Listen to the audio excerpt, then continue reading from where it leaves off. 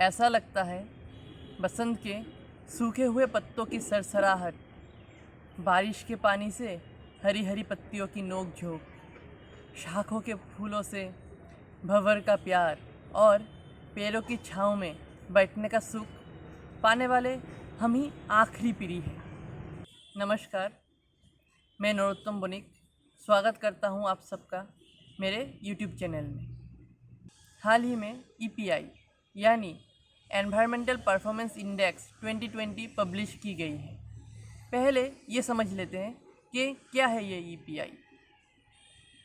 हर साल अलग अलग देशों में पर्यावरण की स्वच्छता का एक सर्वेक्षण किया जाता है और उस सर्वेक्षण के अनुसार एक सूची प्रस्तुत की जाती है। यानी जिस देश का पर्यावरण सबसे स्वच्छ होता है उस सूची में उसी देश का नाम सबसे अव्वल होता है। इसे हम सब एक परीक्षा समझ सकते हैं और इस परीक्षा में इस बार हमारे देश का स्थान 168 था। एनवायरमेंटल परफॉर्मेंस इंडेक्स की शुरुआत हुई 26 जनवरी 2006 से। तब कुल देशों की संख्या थी 133, जो इस बार 180 है और 180 देशों में हमारे देश का स्थान है 168। शॉक्ड, झटका लगा। जिस देश में चारों तरफ हरियाली ही हरियाली दिखती है, जहाँ बरगद और पीपल के पेड़ को देवता समान पूजा जाता है, जहाँ 130 करोड़ के ऊपर जनसंख्या है, इस देश के जंगलों में 9000 से ज़्यादा जातियों के जानवर, 1200 से भी अधिक जातियों के पक्षियाँ और 8.5 लाख से भी ज़्यादा प्रकार के कीट पतंग पाए जाते हैं। उस देश के पर्यावरण का ये हालत। यहाँ पे एक चीज़ का ध्यान रखना ज़रूरी है कि पर्यावरण का सीधा सीधा संपर्क पेड़ों से है। जिस देश में जितना ज़्यादा पेड़, उस देश का पर्यावरण उतना स्वच्छ और निर्मल।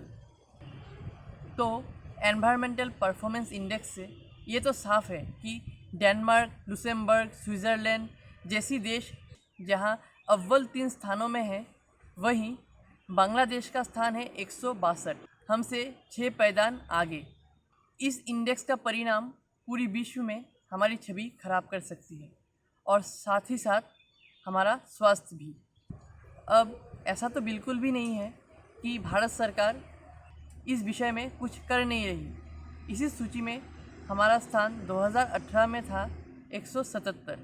तब भी कुल देशों की संख्या थी 180। पर्यावरण के इस तरह बिगड़ने से औसतन तापमान 1.5 डिग्री से 2 डिग्री तक बढ़ सकते हैं। 1.5 या 2 डिग्री सुनने में कम लगता है, लेकिन असल बात तो ये है, ये उतना ही ज़्यादा है। पूरी दुनिया का ग्लेशियर कुछ ही महीनों में पानी में तब्दील हो सकता है। तो ये तो बहुत बड़ी आफत आने वाली है। इन्हीं सब बातों का ध्यान रखते हुए भारत सरकार ने एक नई पहल की सूचना की। पहल है संकल्प पर्व।